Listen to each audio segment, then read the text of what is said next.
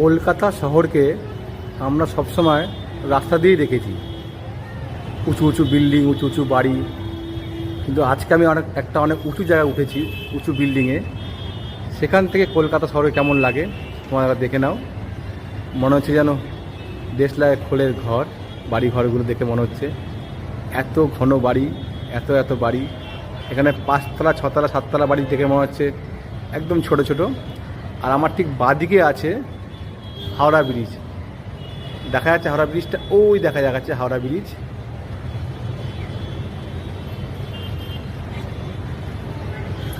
দেখা যাচ্ছে হাওড়া ব্রিজ।